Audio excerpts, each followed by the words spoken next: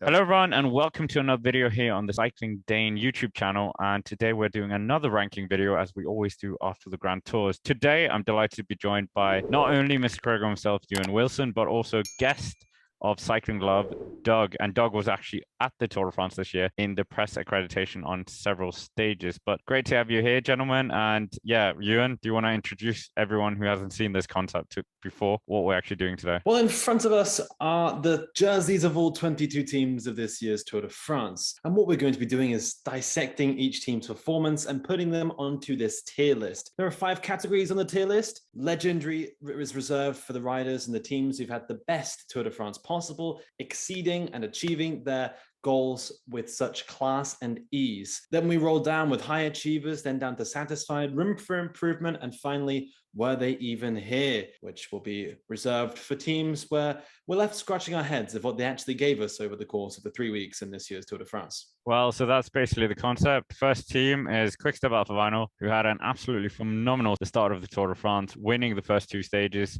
And yeah, Doug, might as well go to you first. What have you thought of their Tour de France? Well, for them, it was definitely not a good race for them. Aside from the first 2 days, of course, they have expectations of winning a lot more races than just 2. So I would say they're going to be in room for improvement. But if you exclude the first 2 stages, I would say they would even fall into were they even here? Really? I think that's harsh. Well, considering the 2 wins were in Denmark, so they didn't actually do anything in France. Jakobsen wasn't really there. There is the elephant in the room. Many people are going to comment down below, of course, that Mark Cavendish should have been here instead. And Ewan, do you think that was correct or not, bringing Jakobsen? Yes, I think it was. Jakobsen won stage 2 in Newbar. I think the main problem here is that this Tour de France hasn't been a traditional Tour de France for the sprinters. We only had 4 proper sprint stages, one of which the stage finish in Carcassonne was marred by the hilltop dash that Trek Segafredo punished the peloton to. So I think Quickstep weren't quite prepared for the Tour de France, and the fact that it was going to be such an unorthodox race in terms of the sprinting. But I mean, 2 stage wins, plenty of teams will be on their hands and knees to get 2 stage wins. So onwards and upwards for them. Looking forward to the Volta, but I would say satisfied. They also got the yellow jersey for a day. Satisfied? I mean, we're obviously going to have 2 sets of expectations for different teams. Yeah. If it was B&B hotels, for instance, Yeah, exactly. they would be very satisfied. They would call that a high achievement. But for a team like Quickstep that has been the #1 team for a while, I would fall it into room for improvement. But again, like Ewan said, you can't beat having the yellow jersey for a day. Okay, we'll put it in room for improvement for now, but moving on to a team that definitely have some room for improvement, Bahrain Victorious. Many people have been very critical of them. We know what happened before the Tour de France, so we won't dwell on that too much as well. But yeah, Bahrain Victorious, shadow of the team that they were last year. And yeah, I might as well go to you first, Ewan. Bahrain Victorious, a bit underwhelming. Yeah, it was a team with quite a strong roster coming into the race. We had Caruso and Haig being the joint leaguers. Caruso, former podium finisher at the Giro, Haig, former podium finisher at the Vuelta a España. So, I mean, my expectations were pretty high for the team, especially given what they did last year in the breakaways with Mate Mohoric. But this year, Mate and his Bahrain buddies were not anywhere to be seen. The only rider of note, I would say, is Fred Wright, who was fighting in the breakaways. Very combative rides from him throughout the 3 weeks of the Tour de France. Maybe spare a thought for Luis Leon Sanchez getting a top 15 in GC, but this is a team that has been on the podium. It's been in top 10 at, dare I say, every Grand Tour since the COVID break in 2020. So this is certainly the worst I've ever seen Bahrain at a Grand Tour, and I hope they sort of go back to the drawing board and come back fighting at the Vuelta. Room for improvement, Doug, or where do you think they Yeah, should go? I would agree with Ewan on that. Like Ewan said, Fred Wright was definitely a highlight.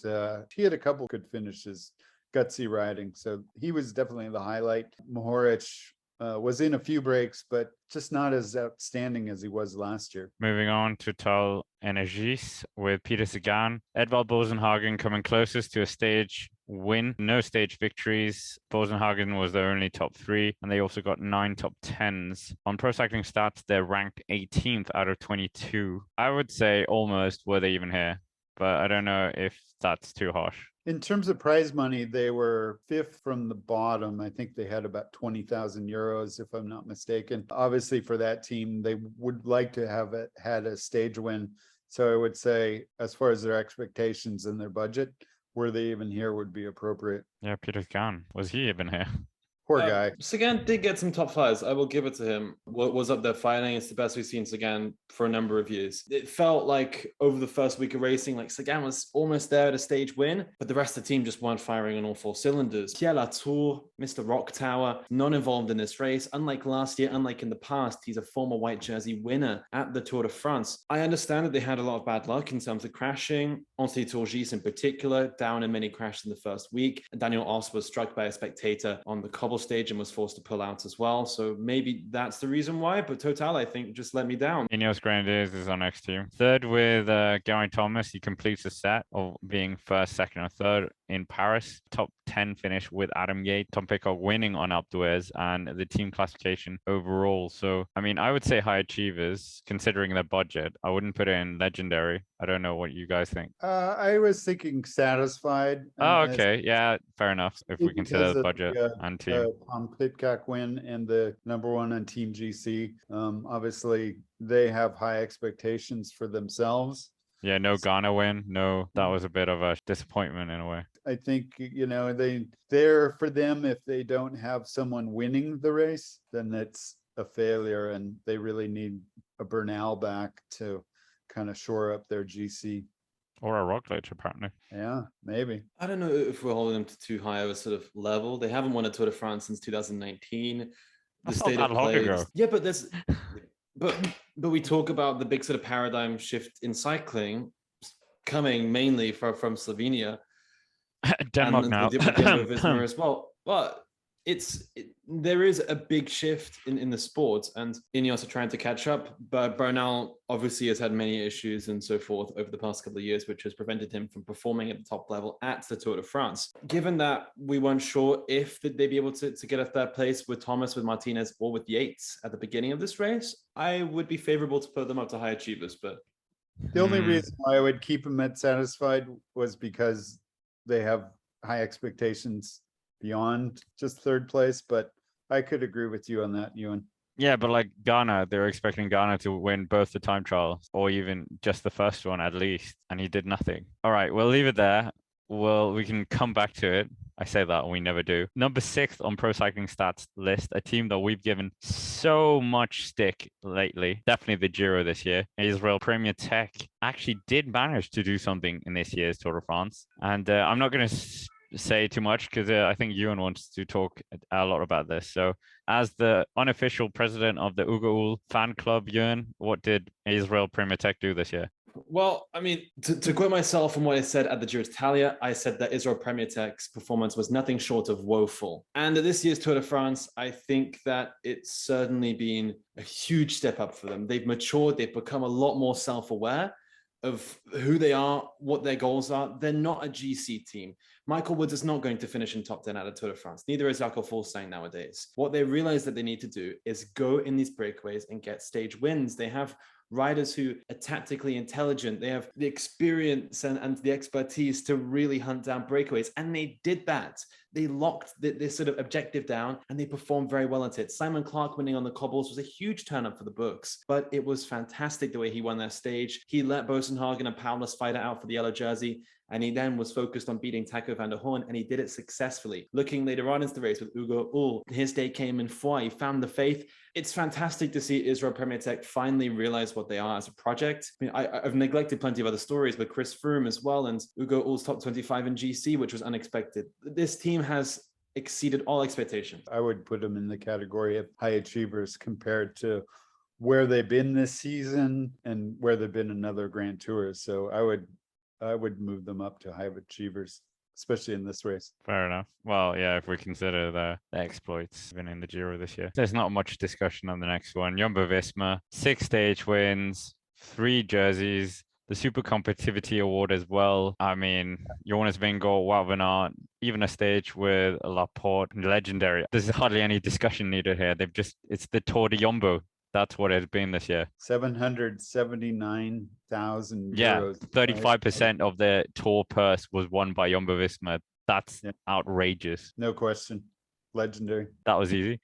Moving on, EF Education Easy Post. Ewan, we can let you talk about this as you're very favorable to many of their riders. And Magnus Cort Nielsen did have a stint in the polka dot jersey at the beginning. Well, he did take a stage win before succumbing to COVID, but what have you thought of their performance in this year's Tour de France? It's been solid. Bear in mind as well, Nielsen Paulus was just outside getting the yellow jersey. He was so tantalizingly close on the cobble stage, and also to Longwy. If Pogacar hadn't have won that stage, we could have seen Paulus in yellow, which would have been fantastic for that squad, which has gone through leaps and bounds over the years. Plenty of breakaway highlights. The GC highlights are few and far between. Once Paulus sort of lost his grip in top 10, it felt like they were on a slippery slope, and they just fell out of mind in the final week of racing. And it's a shame for them, but the first 2 weeks of this Tour de France was solid. I tend to want to move them up to high achievers for them. Really? Yeah, I don't know. One stage win, not getting inside the top 10. Because last year, remember, Uran, he looked like he was going to be on for a top 5 at least. I would say if we count the first week and a half, we would put them in the high achievers, but you're right. The wheels kind of fell off towards the end. Boy, I really wanted Paulus to win that yellow jersey, though. That would have been something. That would have put him in the high achievers. You know, I could keep them unsatisfied, though. Now to Groupama FDJ, who are particularly happy with their Tour de France. 4th highest earners, which is quite impressive. A second in the team classification, 4th with David Gaudu. Pinot was up there. Didn't take a stage win. Groupama FDJ, you must be quite happy with this. This has been Groupama's best start list for a while. They're spoiled for choice this year. They have a really, really strong mountain squad, and they proved it. I think they're a bit of the unsung heroes in the mountains. We're looking towards the super teams of Ineos and Jumbo and UAE, but Groupama were there the whole time. They had 3 riders in the top 15 in GC with Pinot, Valentin Madoise, and Gaudu, the latter of whom had a fantastic Tour de France, just sort of chipping away and climbing his way up the standings. David Gaudu is a rider who, I mean, there's been so much expectation on his shoulders in France and so much expectation on him. He was up there supporting Thibaut Pinot during the Thibaut Pinot years as a young rider, then transitioned into becoming the team leader himself and wasn't quite there. Last year, Tour de France crumbled on a couple of the stages and lost too much time to be in top 10. And this year, he proved that he can be a consistent general classification rider. He's a rider with panache. He is a real personality on and off the bike. And this squad really proved that. Valentin Madoise and him were working together very well in the mountains. Yes, they've been riding together since they were kids, but it felt like a nice sort of coming of age that they were battling it out for the top 10 in GC at the end of this year's Tour de France. So I would say Groupama had a fabulous race, and they can hold their heads up high. Yeah, agreed. I think high achievers applies. Well, moving on to Intermarché, Wanty Robert, who stole headlines at the Giro d'Italia. Didn't quite steal it this Tour de France. Taco van der Hoorn coming close to a victory on stage 5. Alexander Kristoff was in the Mexican Champs-Élysées as well, but Louis Meintjes, the highlight, 8th again for the 3rd time in his career. Looked like he was going to be on for potentially 6th or 5th, but dropped down in the final time trial. Yeah, where would you put Intermarché? I would say satisfied. I'm more leaning towards room for improvement. Oh, really? Okay. Yeah, okay, fine. They didn't have the publicity that they had with Gourmet in the Giro, and so I think room for improvement is appropriate for them. Fine. We'll quickly bounce on to Lotto Soudal and Ewan. Caleb Ewan was definitely not a good story this year. Andreas Kron looked like he was going to be in contention for a stage as well, but had a bike mechanical at the wrong point. And yeah, Lotto Soudal locked in that relegation battle as well. So I would say, were they even here, to be honest? We saw them at the front of affairs, but it wasn't like they were lighting up the scoreboards at the end, as they only had 4 top 10s this year. Yeah, Caleb Ewan, just for reasons I don't quite know, wasn't there. I don't think he really got out of the saddle to sprint at all in this year's Tour de France. If you look at the overhead shots of Caleb Ewan sprinting, there's something that goes wrong in front of him and he just stays in the saddle until the end. It's bizarre, but yeah, Lotto, Andreas Kron, the only rider apart from Ewan that really gave somewhat of a performance. So Lotto, disappointing to say the least. Wouldn't it have been nice if Arnaud Delis came along and lit up this race? Yeah, they put all their eggs in the Ewan basket, and unfortunately, you know, you guys are correct. He really didn't even seem like he was ever in a good position to sprint. Whether or not that's the team putting him in the right place, or him being in the right place. I actually like Ewan a lot, so I was definitely disappointed that he wasn't up there winning stages. Next, moving on to Movistar, who have had a particularly bad addition. Well, Enric Mas, complete meltdown. We all know why now with COVID. But yeah, I would say, were they even here, to be honest? I don't think there's much discussion. Matteo Jorgensen is the only rider of note there. Yeah, okay. Yeah, he was the one who got their top 3 as well. So I would say were they even here given their expectations as a squad? We agree then. Moving on to B&B Hotels, and well, I would put these guys in, were they even here? Ewan's gonna disagree with me on that point. I was so disappointed that Pierre Roland didn't do more in this year's race. But yeah, what do you guys think of B&B Hotels? Should they be in room for improvement, or were they even here or higher? I'm not a big fan of the breakaway teams. So, and because I'm on the West Coast of the United States, I get up a little later than most people. So a lot of times I don't even see the first part of the race. So I would put them in, were they even here? As much as I like this team, the men in Glass, you know, they bring something different to the race. They're very proud of their Breton identity. They even have their own song that's played every morning at the race sign on. It includes a bagpipe solo. But the men in Glass were not great this year.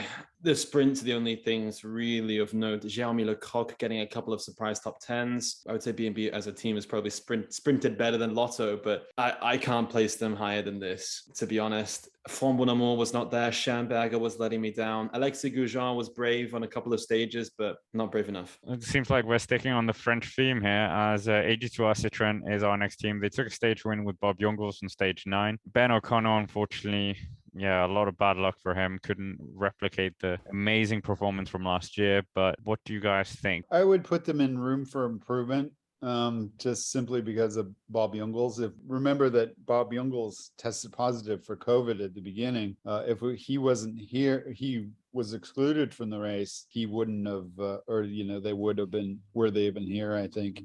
12th as well for him. 3 finishers. It's a shame. Standerwolf, Benoit Cosnefroid, and Bob Jungels, but I mean, it's out of their control that they had some big problems. So it feels harsh putting them lower than that. Well, moving on to another team that we've not been too favorable with in past editions of ranking videos, Cofidis, and many people's hearts broke when Jonas Vingegaard stole the polka dot jersey away from Simo Geschke in the 11th hour almost. But yeah, the search for a stage win continues as well.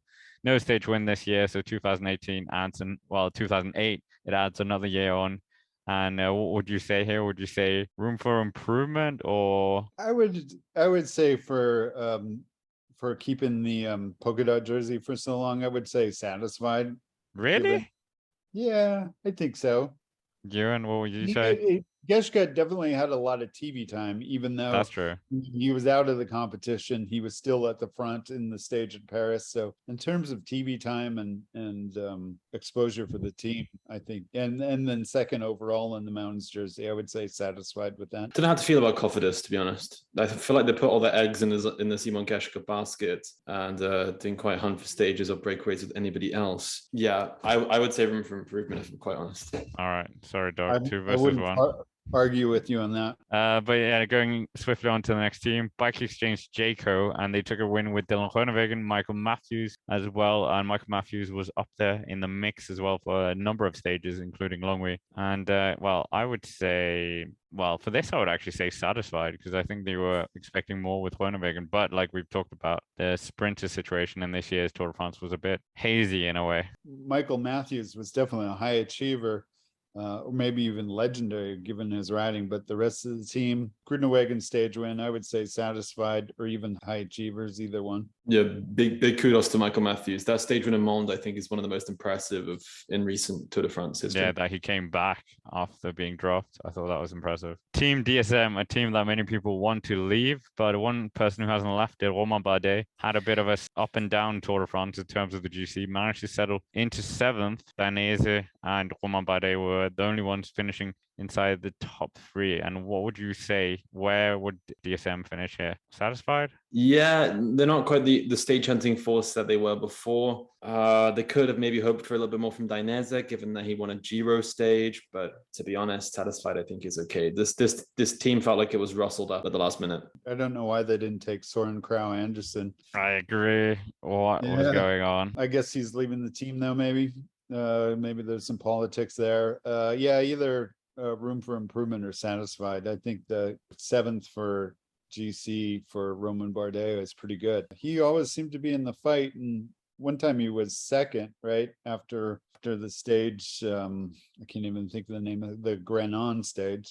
Well, moving on to Trek Segafredo and Doug, as its American team, I'll let you go first. Mads Pedersen finally took a stage win in Saint Etienne, but that was kind of it in terms of stage glory for them. And do you think Trek Segafredo can be happy with their Tour de France this year? Well, yeah, I would put them in satisfied. I mean, I think Quinn Simmons definitely had a lot of TV time for the team. He was the youngest rider in the race. He performed really well.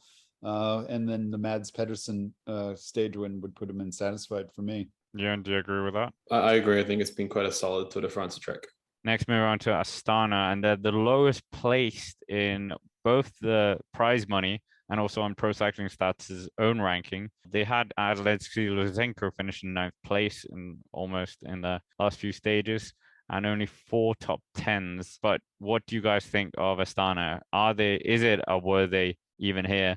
And bear in mind, a few years ago, Vinokurov said nobody cares about the lower top 10s in GC. He would rather want a stage win, and his successor in a way here in 9th place. Lowest in terms of prize money, so I would put them were they even here. Agree, Jan? Yeah, I think it's just a shame. Lutsenko was the only rider on that squad who was strong enough to win a stage, but once he threw himself into top 10 in GC, there was no chance he was going to win from a breakaway. It's a shame, but yeah. Next, Arkea Samsic with Nairo Quintana, who seemed to have somewhat of a resurgence in his career. 6th overall, managed to finish 2nd on the Col de Granon stage. And yeah, I'm just going to say satisfied here. This is a Pro Continental squad. This is not one of the top Pro Continental squads. Yeah, but you've got Nairo Quintana. It's like, yeah, but Nairo Quintana hasn't been in the top 10 of the Tour de France for a number of years. I think this is good for them as well. Bear in mind, in the sprints, Ugo Osteta was there in top 10 almost every single sprint stage. They protected Quintana well for a Pro Continental team of their size. I think they did particularly well. The stage to Granon, Warren Barguil, boy, that was quite a battle too. Okay, fine. You know, I think if we're judging them from the fact of, you know, their budget and their status as a Pro Tour team, I would say they're high achievers. If we're going, you know, Ineos expectations, yeah, that's a fair point. You know, they would be satisfied. Bora Hansgrohe is our next team. Finished 5th last year with Wilco Kelderman. Replicate that this year with Vlasov, and no stage wins, unfortunately. But where do you think they would finish in terms of our ranking? I'm gonna put them in satisfied, and it's up to you guys to argue them out of there. I agree. Like Sasha Vlasov getting top 5, that's probably what they came here for. No stage win, disappointment there. Kevin missed out on yellow. Lots of near misses, but top 5 in the end. I would say based on their Giro performance, I would put them in room for improvement, but I'm not going to die on any hill because of that. So. Yeah, I think that's harsh. Moving on to Alpecin de Koenig. Name change, Mathieu van der Poel was in the team, but he wasn't the star this year. It was Jasper Philipsen with 2 stage victories, one of them being at the end on Champs-Élysées. Well, if we are going to have to go with the Pro Continental thing, I'm going to have to say high achievers at this point. They're a pseudo World Tour team, so it's, yeah. I mean, they're all but a World Tour team, right? Yeah. I mean, they'll be in the World Team Tour next year. I would put them closer to satisfied. I think the fact that Mathieu van der Poel did not perform, he was in a couple breaks, one with Wout van Aert. That's a disappointment for them. 2 stage wins, I would say satisfied. Yep, I agree. They're a team that have won stages on every single Grand Tour they've entered. So now coming to the final team, Tadej Pogačar winning the white jersey, winning 3 stages again, but not winning the 2 other jerseys like he had before. 2nd place still overall. And where do you think UAE Team Emirates? Bear in mind that half their team disappeared. Brendan McNulty doing a fantastic pull, and so did Miguel Biao. I would say high achievers. Yeah, I would say so too. COVID unfortunately decimated them a little bit. Yeah, if we had Bennett, Maika, Soler all at full pace, I reckon it would have been a very different Tour de France. So that's basically it for this ranking video. And make sure to check out down below Doug's website, Cycling Love. And of course, as always, make sure to comment down below what you thought of our ranking and subscribe to the channel to stay up to date. And thank you for stopping by, and we will see you around. for sure it's not normal to be a good climber in Denmark, but I think it's basically because of my low weight. So I think that's actually what it does.